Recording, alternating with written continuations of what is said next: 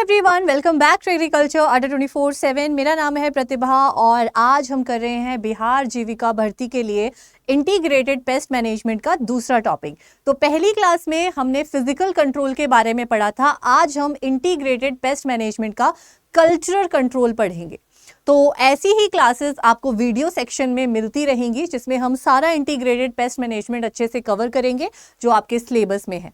अगर और भी कोई एग्रीकल्चर का स्टूडेंट है जो डिफरेंट एग्रीकल्चर एग्जाम्स की तैयारी कर रहा है तो उसके लिए भी ये इंटीग्रेटेड पेस्ट मैनेजमेंट का टॉपिक काफ़ी ज़्यादा इंपॉर्टेंट रहने वाला है। तो चलिए शुरू करते हैं। चैनल को सबसे पहले सब्सक्राइब ज़रूर कर लीजिएगा ताकि ऐसी क्लासेस आपको लगातार मिलती रहे। साथ ही साथ लाइव क्लास की बात करूं तो दोपहर को 2 बजे मेरी लाइव क्लास होती है चैनल पर, तो आप कभी भी मेरे साथ जुड़ सकते हैं दोपहर को 2 बजे। इंटीग्रेटेड पेस्ट मैनेजमेंट एक बार फिर से ओवरव्यू दे देती हूं। बार्लेट ने दिया था और इसमें कहा गया कि हम सिर्फ केमिकल्स या पेस्टिसाइड्स का, इंसेक्टिसाइड्स का यूज नहीं करेंगे, हम हर तरह का कंट्रोल अपनाने की कोशिश करेंगे, चाहे वो फिजिकल है, मैकेनिकल है, केमिकल है, बोटैनिकल है, बायोलॉजिकल है और भी बहुत सारे जैसे माइक्रोबियल हो गया, लीगल हो गया। तो आज जो हम एस्पेक्ट कर रहे हैं वो है आपका कल्चरल मेथड। तो कल्चरल मेथड से सुन के आपको एक वर्ड याद आ रहा होगा और वो वर्ड है कल्टीवेशन। क्या है? कल्टीवेशन।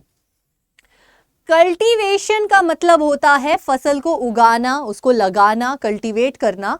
और इस कल्टीवेशन के लिए हम कुछ कल्चरल प्रैक्टिसेस अपनाते हैं।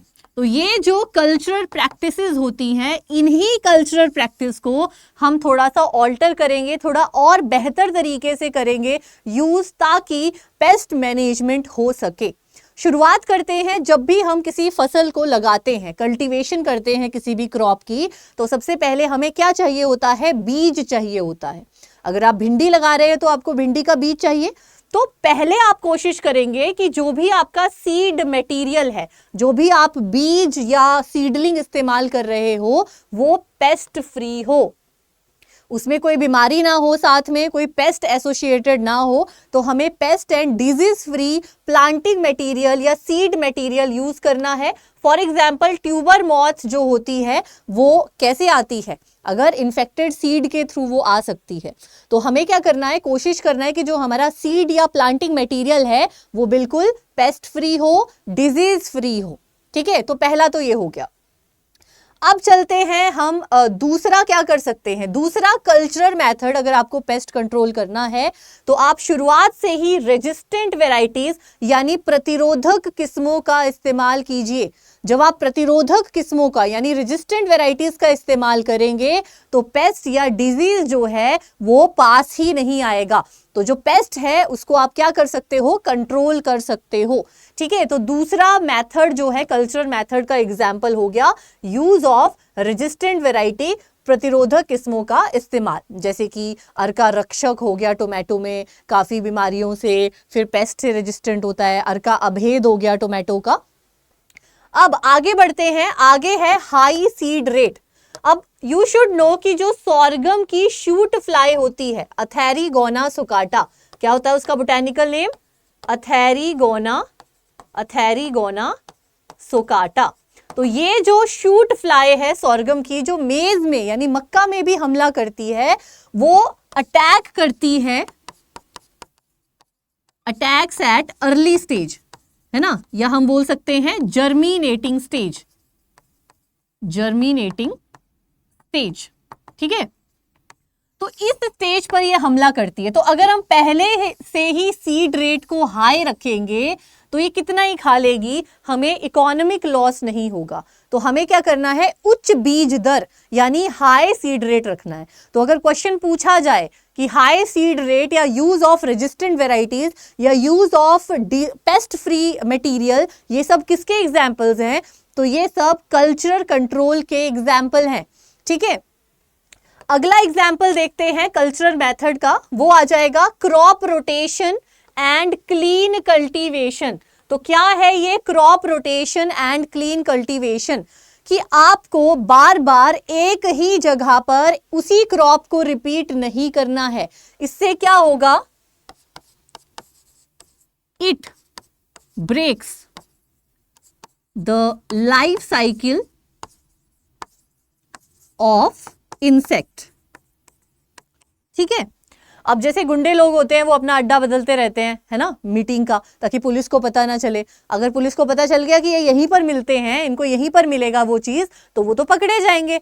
वैसे ही अगर पूरे पेस्ट के समाज में, पूरे इंसेक्ट्स को पता चल गया कि इस जगह पर टमाटर मिलता है, सदियों से वो फार्मर यहाँ पर टमाटर लगाता हुआ आ रहा है और अब सीजन आ रहा है, चलो हमला, ठीक है, तो हमें क्या करना है, वो जो उसको एनवायरनमेंट मिला है, उसको जो टोमेटो का खाना मिला है, टोमेटो के रूप में जो उसको खाना मिला है, उसको ब्रेक करना है।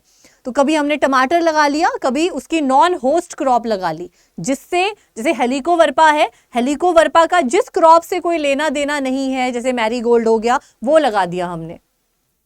क्लीन कल्टीवेशन, कभी कभी क्या होता है, जैसे डेब्रिस वगैरह, कूड़ा कचरा पड़ा होता है, या पिछले कोई स्टबल्स बचे होते हैं, है ना, अवशेष बचे होते हैं फसल के, तो उसमें पेस्ट छुपे रह सकते हैं, या वहां पे उनके अंडे होते हैं, या प्यूपा छुपा होता है, तो छुपे रह सकते हैं वो। तो हमें क्या करना है, यहाँ पर क्लीन कल्टीवेशन करनी है। अपने फील्ड को कल्टीवेट करने से पहले उसको बिल्कुल साफ रखना है, साफ सुथरा रखना है, ताकि उसके अंदर कोई पेस्ट छुपने ना पाए, है ना, हाइड ना कर जाए। तो उससे क्या होगा, ये दोनों ही कल्चरल कंट्रोल हो जाएंगे पेस्ट को कंट्रोल करने के लिए। नेक्स्ट आता है deep ploughing, specially for red hairy caterpillar. ठीक है, तो रेड हेयरी कैटरपिलर का नाम होता है आमसक्ता मूरे। क्या होता है, आमसक्ता मूरे। तो कहा गया है कि जो जुताई होती है, जो प्लोइंग होती है, जो हम स्टार्टिंग में करते हैं, टर्निंग ऑफ सॉइल, तो हमें थोड़ी सी डेप्थ में जाके करना है। क्यों? क्योंकि कई एग मासेस या प्यूपा जो हैं वो मिट्टी में छुपे रहते हैं। अगर हम प्लोइंग थोड़ी डेप्थ में करेंगे तो वो प्यूपा जो है एक्सपोज हो जाएंगे सन के टुवर्ड्स और मर जाएंगे। ठीक है, तो डीप प्लोइंग भी एक क्या है, कल्चरल कल्टीवेशन के टाइम पर ही करते हैं, तो ये भी क्या हो जाएगा, कल्चरल मेथड हो जाएगा। ठीक है जी, चलिए अगला मेथड देखते हैं। अगला मेथड क्या है? अगला मेथड है पडलिंग। पडलिंग किसमें की जाती है? राइस में, पैडी में, धान के खेत में और मिलीबग के अगेंस्ट की जाती है। तो आपने देखा होगा जब धान लगाते हैं तो उस टाइम पे वो कीचड़ कीचड़ सा नहीं फैलाते, पानी भर देते हैं वो वाला, फिर कीचड़ मड मड सा होता है, तो उसे पडलिंग कहते हैं। ठीक है, तो वो पडलिंग क्यों की जाती है? ताकि राइस मिलीबग अटैक ना करे। तो ये भी क्या है, ये एक कल्चरल मेथड है, सांस्कृतिक विधि है।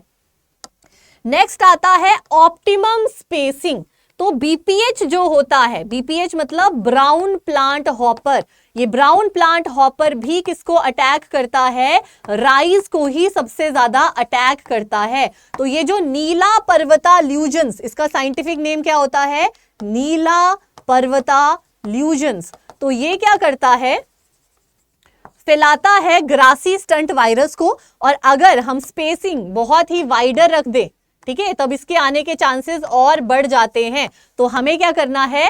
ऑप्टिमम स्पेसिंग रखनी है, जितनी चाहिए, जितनी जरूरत है उतनी ही दूरी रखेंगे, row to row, plant to plant, ताकि इसके इंसिडेंस कम हो जाएं या ये ना आ पाए। ठीक है, तो ये भी क्या है? Optimum spacing for brown plant hopper, ये भी एक कल्चरल मेथड है।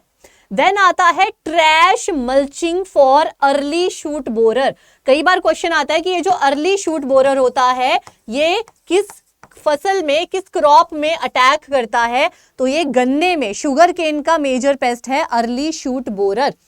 अब ट्रैश मल्चिंग, जो भी बचा कुचा सूखा ट्रैश है, कूड़ा है साफ वाला, है ना, उसको हम क्या करेंगे? खेत में बिछा देंगे। इससे क्या होगा? अर्ली शूट बोरर जो होगा, जो अर्ली जर्मिनेटिंग स्टेज में आता है, वो सांस नहीं ले पाएगा। मल्चिंग से क्या होता है? पूरा ढक गया, अब वो अंदर दब गया, उसको सांस नहीं आई, वो मर जाएगा। ठीक है, तो ट्रैश मल्चिंग भी एक तरह का क्या है? कल्चरल मेथड है। देन इंटरक्रॉपिंग, जैसे कि ये है एक टमाटर की रो लगी है, टोमेटो की, ठीक है, तो इसके बीच में हमने क्या किया? हमने मैरीगोल्ड लगा दिया। इससे क्या होगा? अगर हेलिकोवर्पा यहां भी आया है तो वो यहां नहीं आएगा। एक्चुअल में मैरीगोल्ड तो ट्रैप क्रॉप फिर भी होती है, लेकिन हम कोई नॉन होस्ट क्रॉप के साथ इंटरक्रॉप करते हैं। हम कोशिश करेंगे कि ये यहीं से चला जाए, यहां पर हम एक ऐसी क्रॉप लगाएंगे जो हेलिकोवर्पा को पसंद नहीं होगी, जिसे हम नॉन होस्ट क्रॉप कहेंगे, है ना। तो वो वहीं से भाग जाएगा और आगे बढ़ेगा ही नहीं, तो हमारे बाकी के टोमेटो के प्लांट्स जो हैं इस रो में वो सारे बच जाएंगे। तो इंटरक्रॉपिंग हम ज्यादातर स्टेम बोरर के लिए करते हैं। अब जो स्टेम बोरर है बेसिकली इसको हम येलो स्टेम बोरर बोलते हैं। तो ये मोनोफेगस पेस्ट है राइस का। मोनोफेगस का मतलब होता है कि ये सिर्फ राइस को, ये सिर्फ धान को खाता है, सिर्फ चावल को खाता है, ठीक है। मोनोफेगस पेस्ट ऑफ राइस, तो ये सिर्फ धान को खाएगा। अगर धान के अलावा उसको कोई और क्रॉप मिली तो वो उनको नहीं खाएगा, वो वहीं से चला जाएगा। तो हम क्या कर सकते हैं, पैडी के बीच में कोई और क्रॉप लगा सकते हैं ताकि वो वहां से भाग जाए, ठीक है। आगे बढ़ते हैं। अगला है प्रूनिंग एंड टॉपिंग। तो काट छांट तो हम करते ही हैं, अगर कोई बीमारी या डिजीज पार्ट हो या कोई टॉपिंग हो तो राइस स्टेम बोरर के लिए हम क्या करते हैं, उसको यूज करते हैं। एक्चुअल में क्या होता है, राइस स्टेम बोरर में जो अंडे होते हैं, राइस स्टेम बोरर जो एग लेइंग होती है वो टिप ऑफ द सीडलिंग पे होती है, ठीक है, at tip of the seedling. तो हम क्या करेंगे, उसका जो टॉप पोर्शन है, टॉपिंग मतलब हम उसका जो ऊपर वाला पोर्शन है, उसकी जो टिप पोर्शन है उसको क्लिप ऑफ कर देंगे, उसको रिमूव कर देंगे, उसको काट देंगे। और जब हम उसको काट देंगे तो क्या होगा, एग मासेस भी साथ में डिस्ट्रॉय हो जाएंगे, तो उसमें से लार्वा नहीं निकलेंगे, तो हमारी क्रॉप बच गई जी, ठीक है। तो ये भी एक कल्चरल मेथड है। नेक्स्ट आते हैं वाटर मैनेजमेंट फॉर बीपीएच। कई जगह पे water management, alternate wetting and drawing को फिजिकल में भी रखा गया है क्योंकि हम मॉइस्चर के साथ छेड़छाड़ कर रहे हैं, बट एक्चुअल में क्योंकि कल्टीवेशन के टाइम पर ये किया जाता है alternate wetting and drying of rice field, तो इसे हम कल्चरल मेथड में रख देते हैं वाटर मैनेजमेंट को। नेक्स्ट आता है जुडिशियस यूज ऑफ फर्टिलाइजर। अगर आप एक्सेस यूज करोगे नाइट्रोजन का तो उससे भी, या पायरेथ्रॉइड्स का यूज करोगे, सिंथेटिक पायरेथ्रॉइड्स का, तो उससे भी ब्राउन प्लांट हॉपर की जनता जो है वो बढ़ जाती है, ठीक है। उनको जो है ज्यादा वेजिटेटिव पार्ट मिलेगा सकिंग करने के लिए, सकिंग पेस्ट है वो हॉपर, एफिड वगैरह, तो वो बढ़ जाते हैं। तो हमें क्या करना है, ओवरडोज नहीं देनी है फर्टिलाइजर्स की, जितनी जरूरत है, जुडिशियस मतलब ऑप्टिमम, जितनी जरूरत है उतनी ही हम डोज देंगे, ठीक है। तो ये भी एक कल्चरल मेथड हो गया। नेक्स्ट है यूज ऑफ ट्रैप क्रॉप्स। भाई ये बहुत ज्यादा इंपॉर्टेंट है। अगर हम बोलते कि यूज ऑफ ट्रैप्स, अगर हम बोलते use of traps, use of traps, तो वो आ जाता है मैकेनिकल मेथड में। किसमें आ जाता है, वो ट्रैप यूज कर रहे हैं मैकेनिकल मेथड में, बट यहां पर हम क्या कर रहे हैं, ट्रैप क्रॉप्स को, जाल फसल को इस्तेमाल कर रहे हैं, तो ये किसमें आएगा, कल्चरल मेथड में। जैसे कि अगर हमें अपनी कपास को बचाना है, जो कपास है, कॉटन है, वो हमारी मेन क्रॉप है, और कपास पे हमला करता है spotted bollworm, Earias vittella. Spotted bollworm is the pest.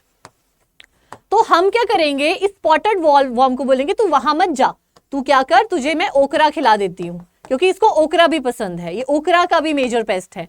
तो हम बोलेंगे कि सुन स्पॉटेड वॉल वॉर्म, है ना, सुन एरियास वाइटिला, प्लीज कॉटन को छोड़ दे, नुकसान हो जाएगा, भिंडी खा ले, ठीक है। तो क्या होगा, ये इससे पहले हम बैरियर लगा देंगे ओकरा का, तो ये ओकरा खा के खुश हो जाएगा और चला जाएगा, हमारी कपास बच जाएगी, ठीक है। तो वैसे ही टोमेटो के हेलिकोवर्पा के लिए हम जो है मैरीगोल्ड खिला देते हैं, निमाटोड्स के लिए, है ना, अफ्रीकन मैरीगोल्ड खिला देते हैं। तो अगर हमें डायमंड बैक मॉथ को खुश करना है तो हम बोलेंगे डायमंड बैक मॉथ हमारी कैबेज को छोड़ दे, प्लीज मेरी कैबेज को कुछ मत कर, प्लीज तू ये खा ले, मस्टर्ड खा ले, इंडियन मस्टर्ड खा ले, मेरी कैबेज को छोड़ दे।